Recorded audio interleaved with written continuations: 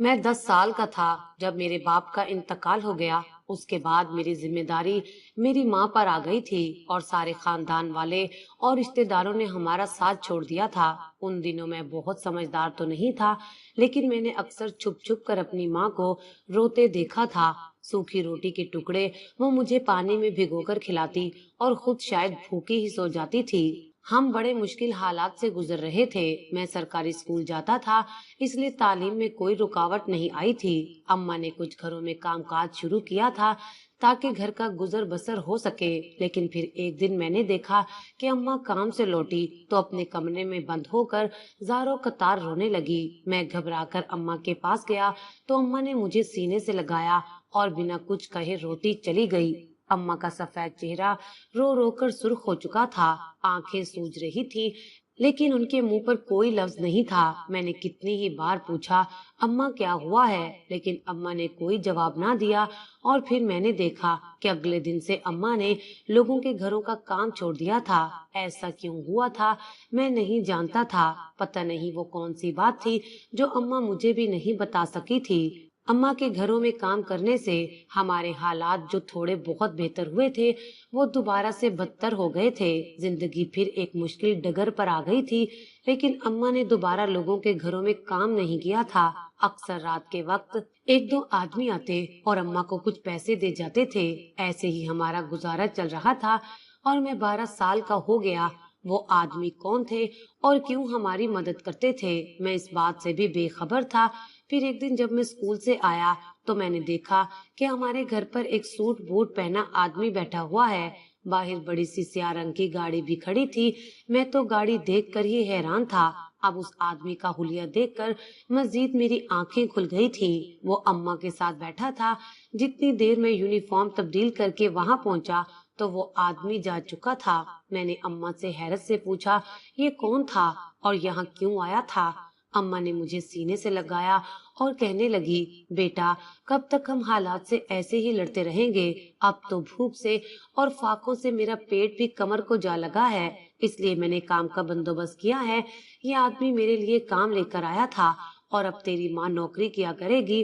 اماں کی بات سن کر میں حیران ہوا تھا، کیونکہ پچھلے 2 سال سے اماں یہی کہتی آئی تھی کہ کاش میرے پاس کوئی ہنر ہوتا تو میں کوئی کام کر لیتی، پڑھی لکھی ہوتی تو کوئی نوکری کر لیتی۔ اور آج اچانک اماں کو کیسے کام مل گیا تھا؟ اور یہ آدمی کون تھا جو ہمارے گھر آیا تھا اور وہ بھی اماں کے لیے کام لے کر؟ میں نے تو اسے پہلی دفعہ ہی دیکھا تھا۔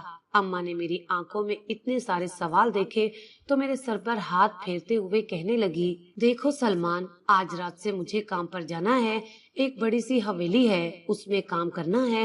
میں رات کو جاؤں گی اور صبح لوٹ آؤں گی۔ ساری رات تمہیں گھر پہ اکیلا رہنا ہے اور گھر کا خیال بھی رکھنا ہے۔ اب تم اس گھر کے واحد مرد ہو اور یہ تمہاری ذمہ داری ہے کہ تم میرا ساتھ دو۔ اماں کی بات سن کر میں نے کہا، اماں پریشان نہ ہوں، میں اکیلا رہ جاؤں گا، لیکن آپ ساری رات کیسے کام کریں گی؟ رات تو سونے کے لیے ہوتی ہے۔ آپ ان سے کہہ دیں کہ وہ لوگ دن میں آپ سے کام کروا لیں۔ میری بات سن کر اماں تلخی سے ہنسی اور کہنے لگی، بیٹا ہر کام کا ایک خاص وقت ہوتا ہے اور حویلی میں جو کام مجھے ملا ہے وہ رات کو ہی ہو سکتا ہے۔ تم بس اپنی پڑھائی پر توجہ دو، پڑھ لکھ کر افسر بن جاؤ، یہی میری خواہش ہے۔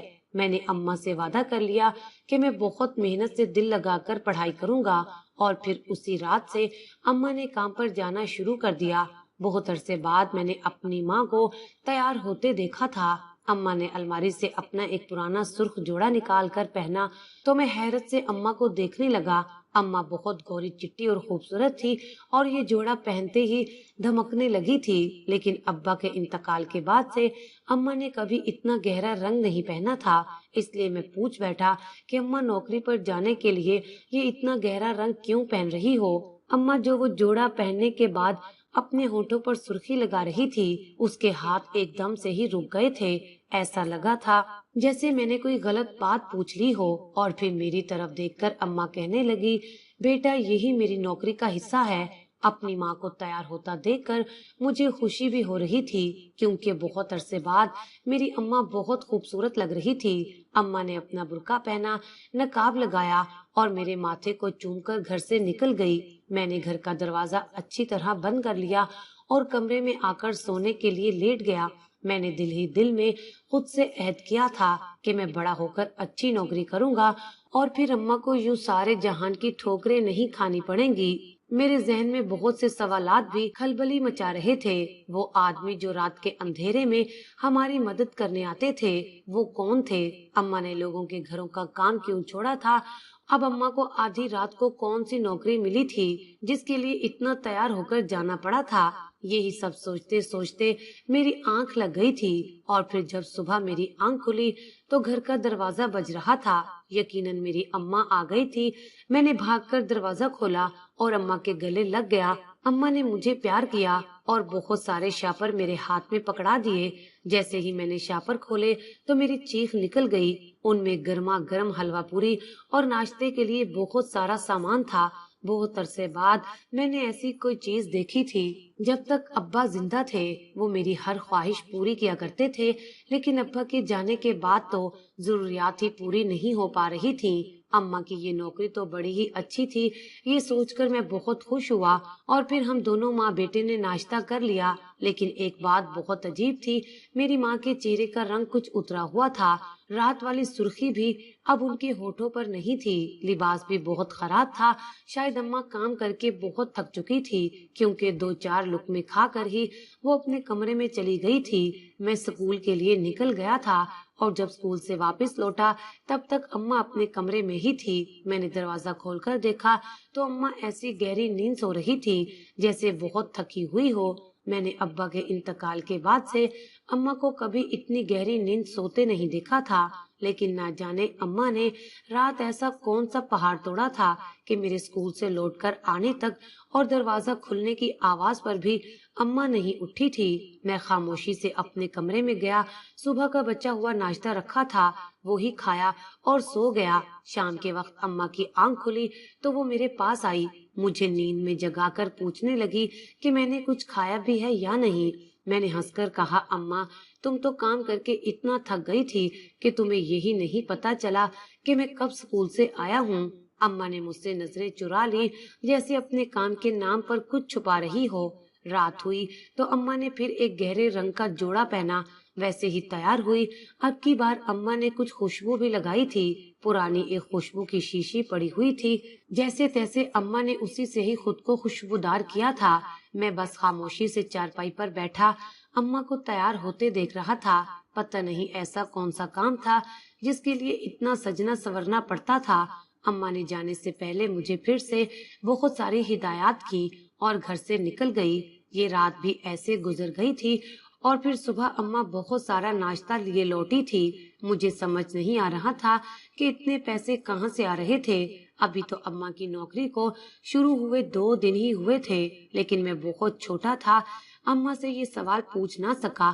البتہ مجھے اس بات کا سکون ہو گیا تھا کہ اب ہم خالی پیٹ نہیں رہیں گے۔ رفتہ رفتہ ہمارے حالات بدلنے لگے تھے۔ اب تو اماں مجھے خرچے کے لیے پیسے بھی دیتی تھی۔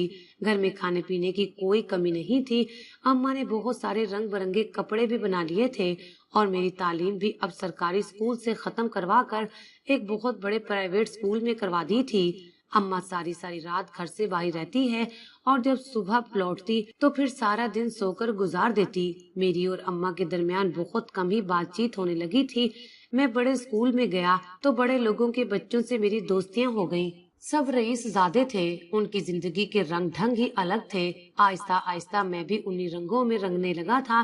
زیادہ تر لڑکے اسکول سے نکل کر سگریٹ نوشی کرتے تھے، اور جب میری دوستی ان سے ہوئی تو ان لوگوں نے مجھے بھی سگریٹ کا عادی بنا دیا۔ پیسوں کی کمی تو اب میرے پاس بھی نہیں تھی، اس لیے میں بھی سکون سے سگریٹ خرید کر ان کے ساتھ سگریٹ پیتا، بہت ساری موویز دیکھتا، اور پھر آہستہ آہستہ ہم لوگ بےہودہ قسم کی موویز دیکھنے لگے۔ اماں رات کو کام کے لیے چلی جاتی تو میں دوستوں کو اپنے گھر بلا لیتا۔ سب دوست میرے گھر آ کر مووی دیکھ لیتے تھے اور اماں کے آنے سے پہلے میرے سبھی دوست واپس چلے جاتے تھے۔ تقریباً ہر طرح کے غلط کاموں میں میں ملوث ہو چکا تھا۔ کبھی کبھی تو نشہ بھی کرنے لگا تھا۔ بس اتنی احتیاط کرتا کہ اماں کو میری ان سرگرمیوں کا پتہ نہ چلے، لیکن ماں تو ماں ہوتی ہے، اسے اولاد کے بارے میں خود بخود ہی اندازہ ہو جاتا ہے۔ ایک صبح میری اماں گھر آئی تو میں اپنے کمرے میں تھا۔ ماں ناشتہ رکھ کر میرے پاس آئی اور پھر ایک دم ہی ان کے چہرے کا رنگ بدل گیا۔ وہ مجھ سے پوچھنے لگی، تم ساری رات کیا کرتے رہتے ہو؟ میں گھبرا گیا اور جھوٹ کہہ دیا کہ اماں میں تو سو جاتا ہوں۔ انہوں نے اداسی سے مجھے دیکھا اور کہنے لگی، جھوٹ مت بولو سلمان، مجھے لگتا ہے تم میرے پیچھے کچھ غلط کام کرتے ہو۔ اماں کی بات سن کر میں ڈر گیا تھا کہ کہیں انہیں میرا سچ پتہ نہ چل جائے، اس لیے میں نے انہیں چپ کروانے کے لیے غصے کا سہارا لیا اور چیخ کر کہا، اماں تم ساری رات خود تو گھر پر رہتی نہیں ہو اور مجھ پر الزام لگا رہی ہو، میں کیا غلط کروں گا؟ اکیلا ساری رات گھر پر پڑا رہتا ہوں، صبح اسکول جاتا ہوں اور سارا دن پڑھائی کرتا ہوں، تم سارا دن سو کر گزار دیتی ہو، تمہارے پاس میرے لیے وقت کہاں ہے؟ میری اتنی ساری شکایتیں کرنے پر اماں نے اپنے ہونٹ سے لیے تھے اور وہ خاموشی سے کمرے سے نکل گئی تھی۔ میری جان میں جان آ گئی تھی۔ مجھے یقین تھا اب اماں دوبارہ کبھی کوئی سوال نہیں کرے گی، اور ایسا ہی ہوا تھا۔ اماں بالکل خاموش ہو گئی تھی۔ میں نے بھی اس بات سے بھرپور فائدہ اٹھایا اور اپنی سرگرمیوں میں مزید آگے بڑھ گیا۔ اب تو میں کبھی کبھی شراب کی بوتل اٹھا کر بھی گھر لے آتا اور دوستوں کے ساتھ لڑکیوں کی محفلوں میں بھی جاتا تھا۔ میں 16 سال کا ہونے والا تھا اور 10ویں جماعت میں تھا جب ایک دن میرے ایک دوست نے کہا کہ یار کب تک ہم ایسے ہی موویز دیکھ کر دل بہلاتے رہیں گے، کیوں نہ آج ہم کسی ایسی جگہ چلیں جہاں یہ سب کچھ ہمیں اصلیت میں مل جائے۔ اپنے دوست اکرم کی بات مجھے سمجھ نہیں آئی تھی اور میں نے حیرت سے پوچھا، یہ کیسے ممکن ہے؟ وہ زور سے ہنسا اور کہنے لگا، ارے کیا تجھے معلوم نہیں، امیر مرد اپنی عورتوں سے زیادہ دوسری عورتوں سے دل بہلاتے ہیں۔ میرا باپ میری ماں کو بالکل پسند نہیں کرتا اور وہ آئے روز ایسی جگہوں پر جاتا ہے جہاں اسے دوسری عورتیں مل جاتی ہیں۔ میرے ڈرائیور کو ایسی جگہوں کے بارے میں سب کچھ پتا ہے۔ میں اس سے کہتا ہوں وہ رات کو ہمیں لے جائے گا۔ یہ سن کر پہلے تو میں کچھ خوف زدہ ہو گیا کیونکہ میں آج تک کسی ایسی جگہ نہیں گیا تھا۔ یہ سوچ کر میں پریشان ہو گیا تھا کہ بھلا میں کیسے کسی عورت کے ساتھ وقت گزار سکتا ہوں۔ لیکن پھر میرا دوست کہنے لگا کہ تیری ماں کون سا ساری رات کو گھر ہوتی ہے، اسے پتہ نہیں چلے گا اور بس ایک رات کی تو بات ہے۔ سب دوستوں نے مل کر مجھے منا ہی لیا تھا اور پھر میں خود بخود وہاں جانے کے لیے تیار ہو گیا اور پھر اسی دوست کے ڈرائیور نے ہمیں اس منڈی میں پہنچا دیا جہاں عورتوں کی خرید و فروخت کا کام ہوتا تھا۔ وہاں بڑی بڑی سی حویلیاں تھیں۔ آدھی رات کو بھی وہ جگہ خوب روشن تھی۔ میں اور میرے دوست ایک حویلی میں گئے۔ وہاں ایک بڑی عمر کی عورت بیٹھی تھی۔ اس کا حلیہ بہت ہی عجیب اور نازیبا سا تھا۔ ہم 7 لڑکوں کو دیکھ کر وہ بہت خوش ہوئی اور کہنے لگی کہ بہت کم داموں میں تمہیں بہت خوبصورت عورتیں مل جائیں گی، لیکن میرے کوٹھے کے سوا کہیں اور نہ جانا۔ میرے دوستوں نے اس سے وعدہ کر لیا کہ ہم ہمیشہ اسی کے کوٹھے پر آئیں گے۔ اس نے ہم سارے دوستوں کو الگ الگ کمرے میں بھیج دیا۔ مجھے خوف تو بہت آ رہا تھا کیونکہ میں آج تک کسی ایسی جگہ نہیں آیا تھا، لیکن یہاں آنے سے پہلے میرے دوستوں نے مجھے شراب پلا دی تھی جو آہستہ آہستہ میرے حواسوں پر سوار ہو رہی تھی۔ میں کمرے کے اندر داخل ہوا تو وہاں بہت ہلکی سی روشنی تھی۔ ایک عورت بستر پر سجی سوری سی بیٹھی تھی۔ میں دھیرے دھیرے قدم اٹھا کر اس کے قریب گیا اور جیسے ہی گھونگھٹ اٹھایا تب میرے قدموں تلے سے زمین نکل گئی۔ مجھے اپنی آنکھوں پر یقین نہیں آیا کیونکہ جو عورت میرے سامنے بیٹھی تھی وہ کوئی اور نہیں بلکہ میری سکی ماں تھی۔ مجھے دیکھ کر میری ماں کی آنکھیں حیرت سے کھل گئی تھیں۔ اس کے ہونٹوں پر تالا لگ گیا تھا، بس وہ پھٹی پھٹی نگاہوں سے مجھے دیکھ رہی تھی اور میں اسے۔ ہم دونوں کے درمیان خاموشی تھی اور وہ خاموشی موت سے زیادہ خطرناک تھی۔ کتنی دیر ایسے ہی گزر گئی تھی اور پھر میں نے بڑی مشکل سے ہکلاتے ہوئے اپنی ماں سے پوچھا تھا، اماں تم یہاں کیا کر رہی ہو؟ یہاں پر تمہارا کیا کام ہے؟ تم نے تو کہا تھا کہ تم نوکری کرتی ہو، پھر یہاں کیا کر رہی ہو؟ اماں کی آنکھوں سے آنسو بہنے لگے۔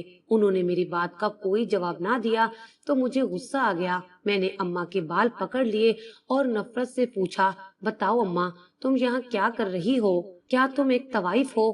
اماں پھر بھی خاموش رہی۔ میری آنکھوں سے آنسو بہنے لگے تھے۔ میں جان گیا تھا کہ میری اماں رات کے اندھیرے میں کیا کام کرتی ہے۔ وہ کون سی نوکری تھی جس نے ہمارے حالات اتنی تیزی سے بدل دیے تھے؟ مجھے یقین نہیں آ رہا تھا کہ اماں اس قدر گر سکتی ہے۔ اماں نے میری آنکھوں میں اپنے لیے نفرت دیکھی تو فوراً سے روتے ہوئے کہنے لگی، سلمان مجھے غلط مت سمجھو، بہت مجبوری میں نے یہ قدم اٹھایا تھا، صرف تمہاری خاطر، تمہارے مستقبل کی خاطر میں نے اپنا آپ بیچ ڈالا تھا۔ میں نے حقارت سے اپنی ماں کو دیکھا اور کہا، اماں کیا پورے زمانے میں کوئی ایک کام بھی ایسا نہیں تھا جو تم عزت کے ساتھ کر لیتی؟ کیا تمہارے جسم کا سودا کر کے ہی ہمارا مستقبل خوشحال بننا تھا؟ اماں روتے ہوئے کہنے لگی، میں نے بہت کوششیں کی تھی لیکن کچھ نہیں بن سکا۔ تمہارے ابا کے مرنے کے بعد مرد بھوکے بھیڑیوں کی طرح مجھ پر حملہ آور ہونے لگے تھے۔ میں پڑھی لکھی نہیں تھی، میرے پاس کوئی ہنر نہیں تھا، کم عمری میں میری شادی کر دی گئی تھی، اس لیے جب تمہارا باپ گزرا تو میں نے لوگوں کے گھروں میں کام کاج شروع کر دیا۔ تمہیں معلوم ہے کہ ہر گھر میں کوئی نہ کوئی مرد ہوتا ہے جس کی گندی نظر میرے وجود کو کھانے لگتی تھی، اور پھر آہستہ آہستہ ان مردوں کو جب بھی موقع ملتا وہ میری عزت سے کھیلنے لگتے۔ انہی سب چیزوں سے تنگ آ کر میں نے لوگوں کے گھروں میں کام کرنا چھوڑ دیا تھا۔ اس کے بعد تمہارے ابا کے دو دوست میری مدد کرنے کے لیے آئے تھے۔ مجھے لگا تھا وہ ہماری ہمدردی میں آتے ہیں، انہیں ہمارا خیال ہے، لیکن کچھ دنوں کی مدد کے بعد انہوں نے اپنے اصلی رنگ دکھانا شروع کر دیے۔ وہ جان بوجھ کر رات کے اندھیرے میں آتے اور پیسے دینے کے بہانے میری عزت سے کھیلتے تھے۔ پہلے تو میں انہیں ٹالتی رہی اور پھر تمہاری خاطر ان سے پیسے لیتی رہی، لیکن پھر وہ حد سے گزرنے لگے تو میں نے ان کا سہارا بھی چھوڑ دیا۔ کیا تمہیں یاد ہے کہ ہمارے گھر فاقے ہونے لگے تھے، ہم دونوں بھوکے رہنے لگے تھے، کسی کو ہمارا خیال نہیں تھا، اس وقت کوئی نہیں تھا جو ہماری مدد کرتا، اور پھر ایسے میں ایک روز ایک آدمی ہمارے گھر آیا، اسے کسی طرح پتا چلا تھا کہ میں بیوہ ہوں اور بہت مجبور ہوں۔ اس نے مجھ سے کہا، اگر عزت بیچنی ہی ہے تو مہنگے داموں پر بیچو، لوگوں کے گھروں میں کام کر کے چند پیسوں کی خاطر عزت بیچنے کی کیا ضرورت ہے؟ میں اس وقت تک حالات سے اس قدر پریشان آ گئی تھی کہ بنا سوچے سمجھے ہی ہاں کر بیٹھی، اور پھر ایک ہی رات کے بعد مجھے اتنا پیسہ ملا کہ میں حیران رہ گئی۔ میں ناشتہ لے کر صبح گھر پہنچی تو تمہارے چہرے کی خوشی نے مجھے اس راستے پر چلنے کے لیے مجبور کر دیا تھا۔ میں تمہیں ایسے ہی خوش دیکھنا چاہتی تھی اور اس لیے ہر رات اپنے آپ کا سودا کرنے لگی۔ ہم جو کھاتے ہیں، جس گھر میں رہتے ہیں، وہ سب کچھ یہی عزت بیچ کر ملتا ہے۔ یہ کہہ کر اماں زاروں قطار رونے لگی، لیکن اس کے آنسو میرے دل پر اثر نہیں کر رہے تھے۔ یہ بات مجھ سے برداشت نہیں ہو رہی تھی کہ میری ماں اتنے سالوں سے دوسروں کے بستر کی زینت بنتی آئی تھی۔ اپنی ماں کے سارے مسئلے مجھے صرف اس کے بہانے لگ رہے تھے۔ انہوں نے کہا تھا کہ یہ سب کچھ انہوں نے میرے لیے کیا ہے، لیکن مجھے لگ رہا تھا کہ اماں نے یہ سب اپنی خوشی سے کیا ہے۔ اس وقت نشہ مجھ پر سوار ہونے لگا تھا، میں صحیح اور غلط سب کچھ بھول چکا تھا۔ مجھے کسی بھی چیز کا کوئی اندازہ نہیں ہو رہا تھا کہ میں کیا کر رہا ہوں۔ میں غصے میں اماں کے قریب ہوا اور اماں سے کہا کہ ٹھیک ہے، تم پیسے لے کر خود کو فروخت کرتی ہو نا، تو میں بھی پیسے دے کر تمہارے پاس آیا ہوں، اب میری خاطر اپنا آپ پیش کر دو، میں تو واپس نہیں جاؤں گا۔ میری بات سنتے ہی اماں نے ایک زوردار تھپڑ میرے منہ پر لگایا اور کہنے لگی، تیرا مستقبل بنانے کے لیے میں نے خود کو بیچ دیا ہے اور تو مجھے ہی خریدنا چاہ رہا ہے۔ انہی پیسوں سے جو پیسے مجھے بیچ کر ملے ہیں، میں چاہتی تھی تو اچھا انسان بنے، پڑھ لکھ کر افسر لگ جائے تو میں بھی اس گندے کام سے نکل آؤں گی، لیکن تو میرا ہی خریدار بن بیٹھا ہے۔ اماں کے ہاتھ سے تھپڑ کھا کر میں مزید درندہ بن گیا تھا اور اپنی ماں پر ہی جھپٹ پڑا۔ اس سے پہلے کہ میں اپنی ماں کے ساتھ کوئی غلط حرکت کرتا، جو کچھ وہاں ہوا وہ بتاتے ہوئے میرے رونگٹے کھڑے ہو جاتے ہیں۔ ایک عذاب ہم پر نازل ہوا تھا اور اتنا تیز زلزلہ آیا تھا کہ پورا کمرہ لرز گیا تھا۔ دیواروں پر لگی بے حیائی سے بھری تصویریں زمین بوس ہوئی تھی اور چھت پر لگا پنکھا زور سے ہل رہا تھا۔ ایک فانوس بھی چھت پر لٹکا ہوا تھا جو ایک دم سے نیچے کو گرا تھا اور میری ماں نے آگے بڑھ کر مجھے بچا لیا تھا۔ میری ماں کا سر پھٹ گیا تھا، میں تو ابھی بھی اپنے ہوش و حواس میں نہیں تھا۔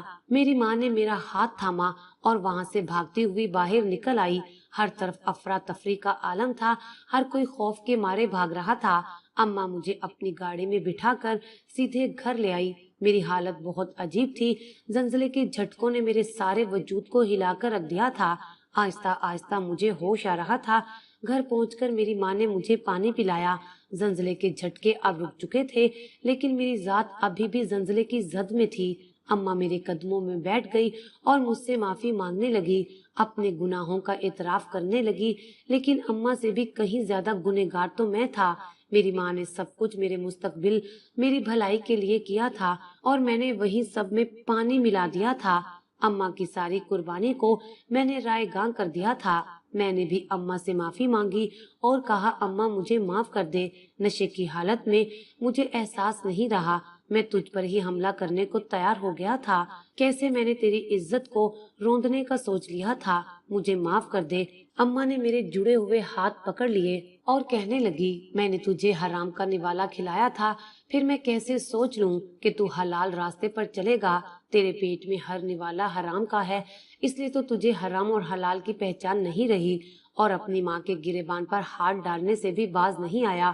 مجھے معاف کر دے، میں آج کے بعد کوئی غلط کام نہیں کروں گی، کبھی تجھے حرام کا نوالا نہیں کھلاؤں گی، ہم دونوں خوب محنت کریں گے۔ میں نے بھی اماں سے وعدہ کر لیا تھا کہ اب میں کبھی اماں کو نہیں تنگ کروں گا، کوئی فرمائش نہیں کروں گا۔ میں 16 سال کا جوان لڑکا ہو چکا تھا، اب میں محنت مزدوری کرنے کے قابل تھا۔ جو وقت گزر گیا تھا ہم دونوں اسے بھولنے کو راضی تھے، بس اب ہم نے اپنے رب سے معافی مانگ لی تھی تاکہ ہمارے ماضی سے سارے گناہ دھل جائیں۔ میں بس آپ لوگوں سے یہی گزارش کرنا چاہتا ہوں کہ اپنی اولاد کو کبھی حرام کا نوالا نہ کھلائیں، کیونکہ حرام کھانے والی اولاد کبھی حلال کام نہیں کر سکتی، اور اس معاشرے میں موجود بیوہ عورتوں کو جینے کا حق دیں، انہیں اس قدر پریشان نہ کریں کہ وہ خود جسم فروشی کے اڈوں پر پہنچ جائیں۔ یہ معاشرہ ہم انسانوں سے بنا ہے اور ہمیں خود اس معاشرے کو انسانوں کے لیے بہتر بنانا ہوگا۔